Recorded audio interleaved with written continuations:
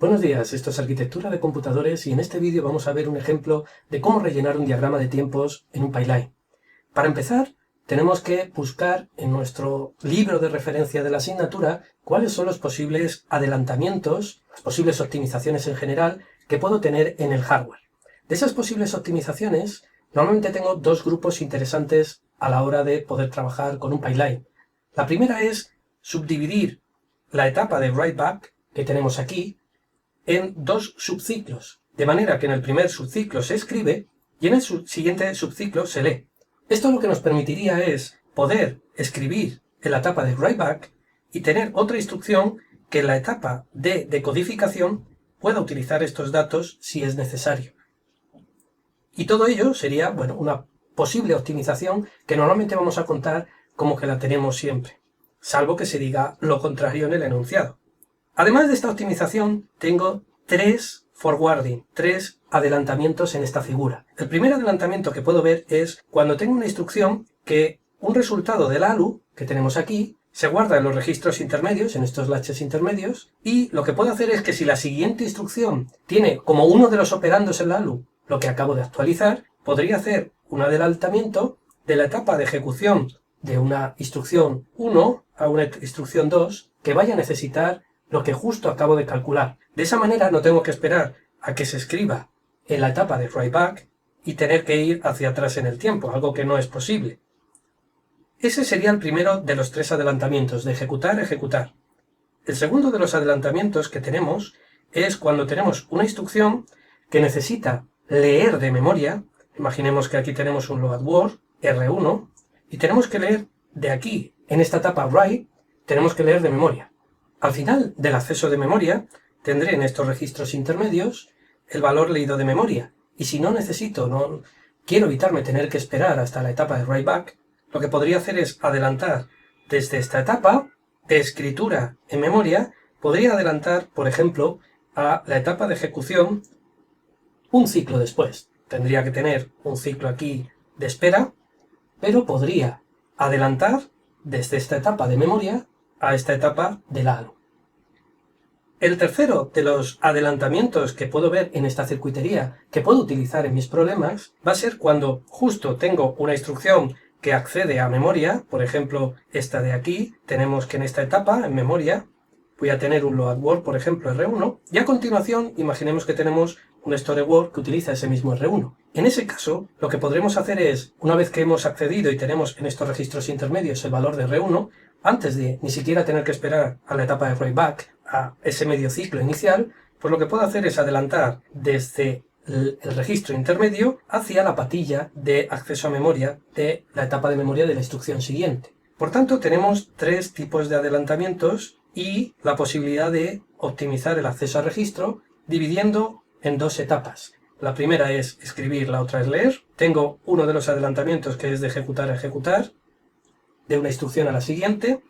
Tengo otro adelantamiento que sería de memoria a memoria de una instrucción a la siguiente. Y entre dos instrucciones, pues tengo la posibilidad de llevar de memoria a ejecutar, como puedo ver. Y ese sería los tres tipos de adelantamientos más este semiciclo. Las cuatro cosas juntas son optimizaciones que puedo utilizar para reducir los ciclos de espera que pueda tener esta circuitería. Con ello, y una vez que tenemos claro qué operaciones nos deja el hardware, es cuando nos podemos plantear realizar un problema. Y en este ejemplo, como podemos ver, tenemos 6 instrucciones. Hemos puesto una instrucción séptima, que básicamente es la siguiente que haya después del branch. No me importa en este caso cuál es. Y en nuestro caso, cuando vayamos a hacer este tipo de problemas, tenemos que empezar por una primera pasada a analizar cuáles son las dependencias. Cuando analicemos dependencias, no vamos a pensar si esas dependencias son riesgos de datos, control, etcétera, etcétera. De momento vamos a pensar en dependencias que hay entre instrucciones, entre los datos que manejan las instrucciones. Y para ello, lo primero que vamos a necesitar es analizar dónde se escriben los datos. Y podemos ver que en el load word que tenemos aquí, donde se escriben los datos, va a ser en este T1, va a ser en este T2, va a ser en este ADD que tengo aquí. Y ahora, en el store word se escribe, pero en memoria. Podría tener una dependencia de datos en memoria, si se leyera y escribiera la misma posición de memoria. Como puedo analizar aquí, bueno, se escribe en esta posición, luego veré que no hay ninguna otra posición de la que se lea. Tengo aquí que también se actualiza S0, y en BNE, que es un salto condicional, no se actualiza nada. Por tanto, no hay que señalar ninguno. Y ahora, lo que voy a hacer es, voy a irme a la primera actualización, y lo que voy a analizar es, desde esta primera actualización hasta la siguiente actualización, fin de instrucciones, qué instrucciones leen y utilizan ese valor. Bueno, lo primero es que entre este T1 y bueno, analizando el resto de instrucciones, aquí no se escribe T1, en I3 tampoco, en I4 tampoco, en I5 tampoco, no hay ninguna que se escriba T1. Luego analizaré todas las instrucciones y tendré que T1 se utiliza, y aquí ya puedo ver que en la instrucción T3 se utiliza T1. Luego hay una dependencia. La siguiente instrucción que voy a analizar es I2, que T2 se actualiza. Y voy a hacer lo mismo. Desde esta escritura de T2 voy a analizar cuál es la siguiente actualización de T2. Y veo que es justo la instrucción a continuación. Luego lo que tengo que analizar es todo lo que pasa entre esas dos actualizaciones, entre esas dos instrucciones. Y entre esas dos instrucciones, T2 se utiliza aquí. Luego tengo una dependencia aquí. Pero ya no necesito explorar más después de ese I2 para la actualización de load word. Para la actualización de I3 sí tendría que analizar de igual forma qué otras instrucciones utilizan T2. Y aquí vería que no hay ninguna instrucción que utilice T2. Vuelvo con la siguiente, que sería I4. Y aquí, en este caso, lo que se actualiza es memoria. Pero veo que esta posición de memoria no se actualiza en ninguna de las siguientes instrucciones. Voy con ADDI S0. ¿Dónde se utiliza? Pues veo que ese ADDI S0 se utiliza con la siguiente instrucción. Luego hay una dependencia. Y con esto ya he ido analizando las modificaciones que se hacen en esas instrucciones y qué instrucciones siguientes leen esas modificaciones. Luego ya tengo todas las dependencias. Imaginemos, por un caso muy concreto, que tuviéramos 20 instrucciones más abajo, tuviéramos una instrucción que, por ejemplo, hiciera, pues yo qué sé, un ADDI, T0, T2, T1. Nosotros y nosotras podríamos analizar que desde la instrucción I3, que es la última actualización de T2, hacia aquí, habría también una dependencia. Por haberla, la hay. Si tuviéramos un pipeline de 40 etapas, ese hardware haría que esta dependencia pudiera ser un riesgo de datos.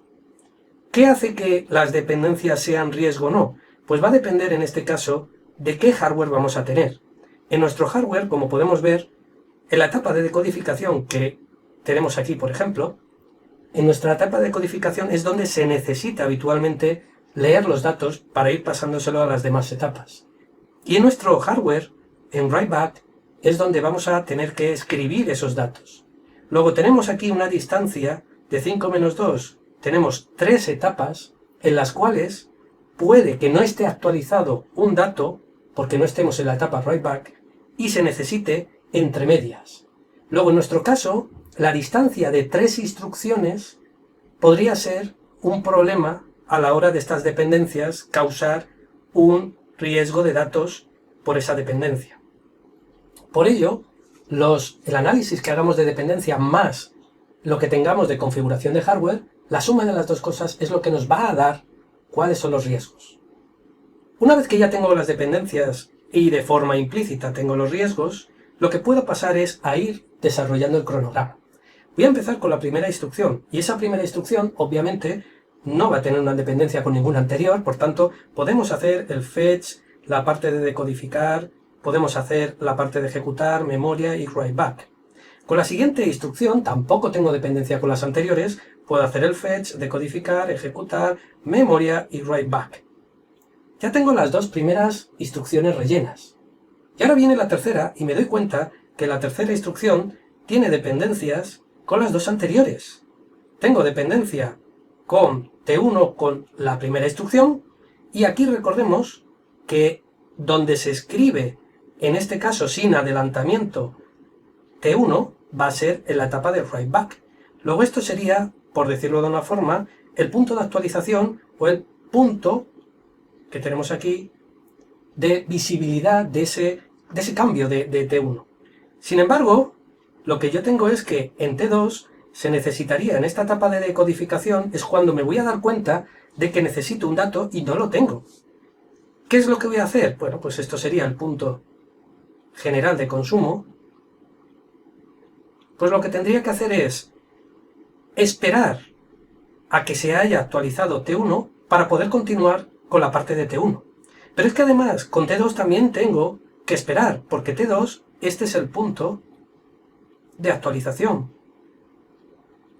Y tenemos que este sigue siendo el punto de consumo. Luego no puedo volver atrás en el tiempo para darle a esta instrucción los datos y que no se detenga. ¿Cuándo va a poder actualizarse?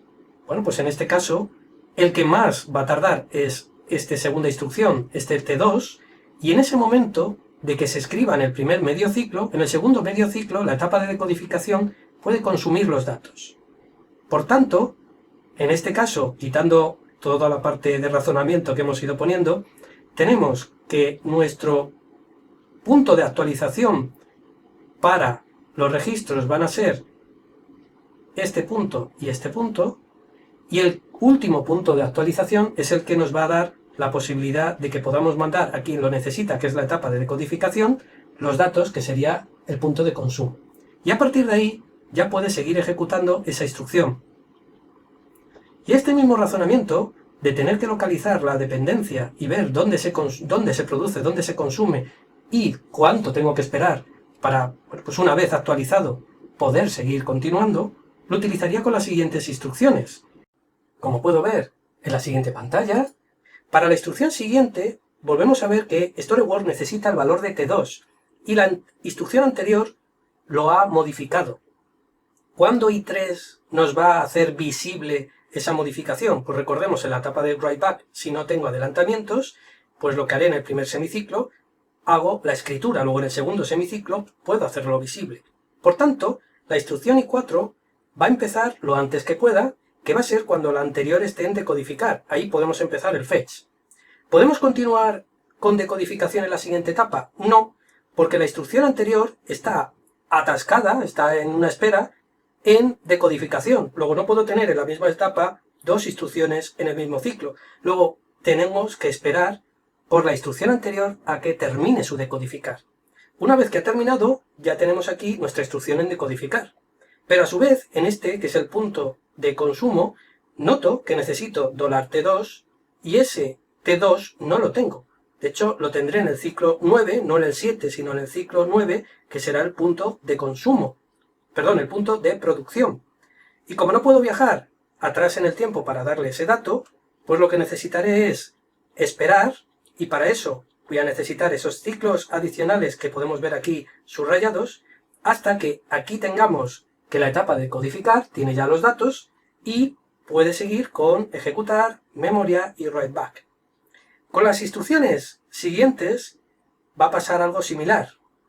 Si continuamos en la siguiente pantalla, vamos a ver que las instrucciones siguientes añaden poco más. Vamos a tener en la instrucción i5 que vamos a empezar cuando la instrucción anterior esté en decodificar. Aquí puedo poner ese fetch. Y ahora intento avanzar con decodificar en el siguiente ciclo, pero veo que no puedo porque la instrucción anterior sigue estando en decodificar. Luego tendré aquí mi fetch, tendré que esperar, y cuando la anterior instrucción esté en ejecutar, puedo poner esta a decodificar. Y como esta instrucción S0 no tiene ninguna dependencia con las anteriores, puede progresar con todas las etapas sin ningún tipo de parón más que los necesarios por la espera de que esas unidades funcionales que estaban ocupadas por la instrucción anterior termine. Con esto ya tengo la instrucción i5. Y ahora tengo que avanzar con i6. Y con i6 tengo que analizar, como siempre, las dependencias. Y veo que vamos a necesitar x0 no tengo problemas, nadie lo modifica, y S0, pero S0 la anterior instrucción sí la modifica. Luego, sin forwarding, ¿cuándo i5 va a ser visible? Pues como antes hemos visto, en la etapa de writeback, en el primer semiciclo, se escribe, se actualiza. Luego en el ciclo 13, podría tener los datos necesarios para continuar. Voy a empezar lo antes posible. Cuando esté en decodificar la instrucción anterior, pongo en fetch la mía. Cuando la anterior esté en ejecutar, pongo aquí en decodificar. Aquí me doy cuenta de que necesito, este sería el punto de consumo de los argumentos, necesito S0 y necesito X0. X0 no hay problema, pero S0 no lo tengo. Y veo que la instrucción anterior, el punto de producción, para ese S0 que tengo, va a ser en este caso, el ciclo 13, y no puedo mandar los datos hacia atrás en el tiempo. Luego tendré que hacer que espere la instrucción I6 hasta que el punto de consumo sea posterior al punto de producción. Luego tendré que poner aquí una espera y otra espera, y en esta espera al final es cuando ya tengo lo necesario para decodificar, y ahí ya puedo continuar con ejecutar, memoria, etcétera, etcétera. Cuando haga este salto, según el libro, y esto depende del libro de bibliografía que utilicéis, normalmente el salto se suele hacer en ejecutar el cálculo de la dirección a la que saltar, y la condición de salto también se mira en esa etapa de ejecutar. Por tanto, en memoria es cuando, sin forwarding y sin ninguna optimización, es cuando en esta etapa se actualiza el registro PC. Y aquí es cuando pues tendríamos que se podría hacer, igual que siempre, en el primer semiciclo se actualizaría PC, en el ciclo 15, en la primera mitad se actualiza PC, y en la segunda mitad ya se puede hacer el fetch de verdad a la instrucción si hay que saltar o no. Esto haría que tuviéramos, como podemos ver, que se nos va a colar varias instrucciones, en concreto 2, entre medias, que habría que descartar. Hay otro tipo de hardware, por eso hay que revisar en el libro qué tipo de hardware se está trabajando. El que hemos contado es MIPS sin optimizaciones. MIPS con optimizaciones lo que permite es poder hacer el cálculo de la dirección en la etapa de decodificar, y una vez que tengo la dirección, lo que tengo en la ejecución es el cálculo de si tengo que saltar o no. Aquí tendría la condición de salto y aquí la dirección. Hay también hardware que nos permitiría incluso hacer en la etapa de codificación ambas dos cosas, tanto la dirección de salto como la condición, y saberlo lo antes posible para reducir instrucciones que se nos meten entre medias. Es más, hay simuladores que estas dos cosas ni siquiera lo hacen en la etapa de codificación, sino directamente lo hacen en la etapa de fetch. Depende, aquí hay que consultar en la bibliografía con qué hardware se está trabajando para poder rellenar estos diagramas con respecto a ese hardware en concreto. Una vez visto cómo sería esta parte de sin forwarding, vamos a ir a cómo sería con forwarding. Recordemos que tenemos los dos semiciclos y tenemos también, como podemos ver, los tres tipos de adelantamiento. En este tipo de hardware tenemos tres tipos de adelantamientos. Recordemos que tenemos de ejecutar a ejecutar, tenemos de memoria a ejecutar y de memoria a memoria, además de los dos semiciclos. Bien, con esto, contando con esto como base, cuando vayamos a hacer con adelantamiento, pues tendremos que analizar, en este caso, de igual forma que antes, vamos a empezar con la instrucción load word, no precisa nada del anterior, este load word no precisa nada del anterior, por tanto, es ir rellenando, como hemos visto, fetch, decodificar, ejecutar, memoria, write back, fetch, decodificar, ejecutar, memoria, write back, ¿de acuerdo? Esa parte sería igual que siempre, rellenaríamos igual que siempre. Y ahora vamos con nuestra tercera instrucción, que es el add, que necesita de los datos de la instrucción 1 y de la instrucción 2. ¿Cuándo tendremos los datos en la instrucción 1? Y aquí ya tenemos que diferenciar entre el punto de actualización y el punto de producción, puesto que, como podemos ver, el load word nos va a permitir en la etapa de memoria, al final de la etapa de memoria aquí, tener el dato que viene de memoria. Este sería el punto de producción ahora, que sería distinto al punto de actualización sin forwarding, que es write back. ¿Cuándo lo vamos a necesitar? Pues lo vamos a necesitar, como podemos ver, en el add, en la etapa de ejecutar. Luego podríamos hacer un adelantamiento de T1 a la etapa de ejecutar. Pero el problema no es entre 1 y T2, entre T1 en la instrucción I1 y I3. El problema lo vamos a tener con la instrucción I2, que su punto de producción de T2, como podemos ver en este diagrama, esto sería T1, esto sería T2, el punto de producción va a ser, como se puede ver, al final del ciclo 5. Eso quiere decir que puedo hacer un bypass de lo que viene de memoria a la etapa de ejecución, este sería el punto de consumo. Puedo hacer un bypass, y ahora, ¿puedo hacer un bypass del ciclo 4 a la etapa de ejecución? Bueno, no tiene sentido, porque no puedo ir en el futuro. Cuando esté en el ciclo 4 no puedo mandar al futuro. Lo que sí puedo hacer es que, de forma natural, cuando tenga que adelantar de memoria a ejecutar, me daré cuenta que T1 ya se ha escrito en la etapa 5, justo aquí que se hace ese proceso de adelantamiento, ya se ha escrito T1. T2, para no esperar al write back, es para lo que necesito adelantarlo.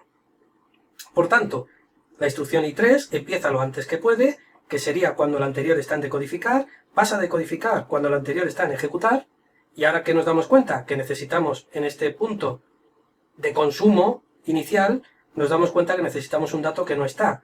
Y entonces, como no podemos llevarlo del futuro al pasado, necesito esperar un ciclo.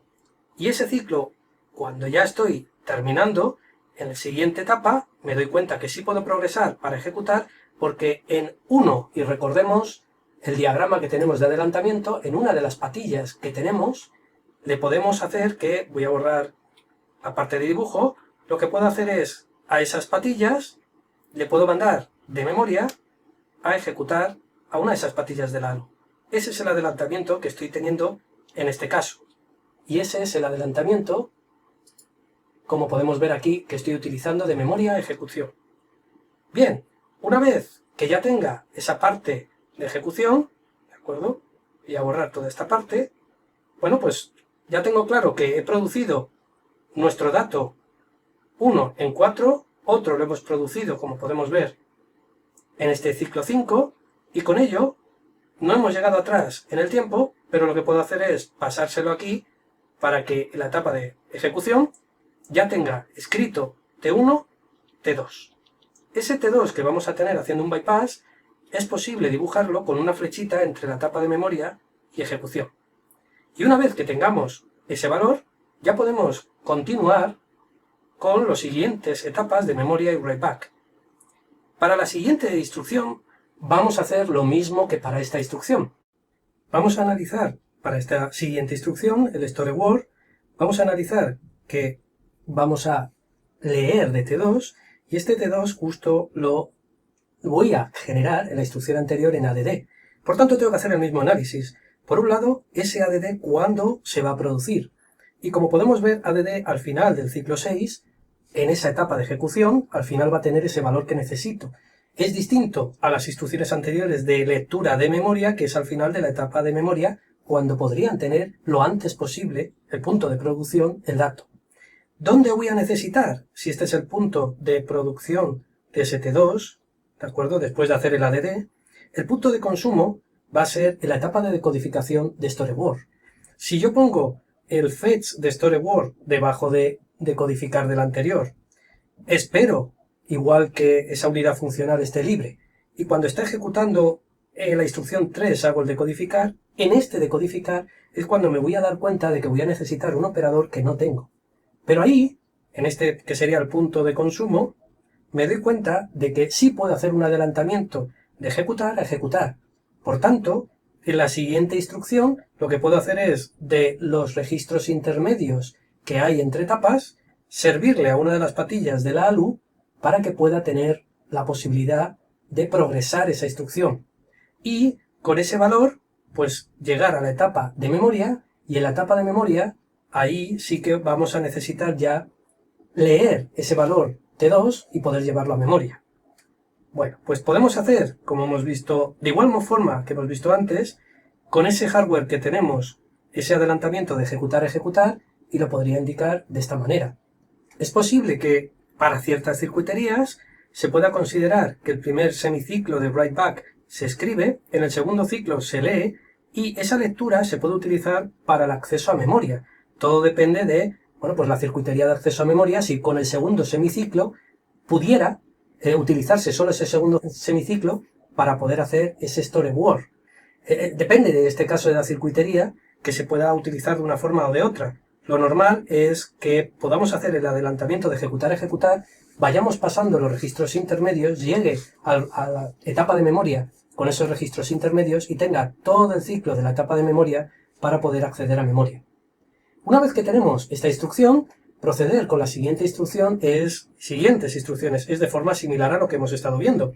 La siguiente sería una DDI S0 y como podemos ver no tenemos dependencia con ninguna instrucción anterior, por lo cual buscamos dónde está decodificar en la instrucción anterior, ahí podríamos empezar nuestro fetch, buscamos dónde está ejecutar en la instrucción anterior, ahí podríamos empezar nuestro decodificar, ejecutar, memoria y write back, porque no tendría en este caso ninguna dependencia con las instrucciones anteriores. Con la instrucción siguiente, la I6, sí que vamos a tener una dependencia porque necesitamos ese 0 que está en la etapa anterior. Por tanto, voy a tener que empezar el salto debajo de decodificar del anterior, voy a seguir con decodificar debajo del ejecutar del anterior, y en este momento me doy cuenta de que necesito un dato que no está todavía porque la instrucción anterior, la inmediata anterior, la tiene. ¿Cuándo la tendría disponible lo antes posible la instrucción anterior? Pues sería entre el ciclo, al final del ciclo 8, entre el ciclo 8 y el 9, en la etapa de ejecución podría la DDI tener el resultado. Si tuviera ese resultado, eso lo que haría es que pudiéramos adelantar de esa etapa de ejecución a la etapa de decodificación a la parte de cálculo de la condición. Y esa parte de cálculo de condición, si la tuviéramos en la etapa de decodificación, pues haciendo este adelanto, permitiría poder seguir ejecutando memoria y write back. Todo esto, insistir de nuevo, nos basamos en que este adelanto sería de ejecución a decodificación, pero no a la parte de decodificación general que hemos visto, sino a la parte de decodificación de el cálculo de la condición que está en muchas circuiterías tipo MIPS, están puestas en la etapa de codificación. Recordemos que hay circuiterías que en la etapa de fetch pueden adelantar el cálculo de condición y de dirección, hay circuiterías que lo hacen en el cálculo de condición y dirección en la etapa de codificación, y sin forwarding y sin ninguna optimización se hace en la ejecución y se escribe en la etapa de memoria, se escribiría PC. Bien, pues tenemos que en este caso con ese adelanto podríamos reducir, como vemos, a 1 el ciclo de espera. Y, por último, tendríamos la instrucción I7, y nuestra instrucción I7, bueno, pues una vez que tenemos ejecutando el branch, la instrucción siguiente al branch se nos va, entre comillas, colar por aquí. Va a seguir, va a esperar aquí a la etapa de ejecución, y aquí justo es cuando se va a dar cuenta el branch si tiene que saltar. Y si tiene que saltar, en el caso de salto, eso significa que esta instrucción que se ha hecho siguiente hay que descartarla totalmente, porque es la instrucción siguiente al BNE, pero no es la siguiente a ejecutar. Tendríamos que volver, por ejemplo, al bucle. Por tanto, justo al final de la etapa de ejecución, podríamos hacer un fetch a la instrucción que realmente tendría que ser, y eso supone que tenemos una instrucción que se ha metido y que hay que anular todos los ciclos que tenga esa instrucción.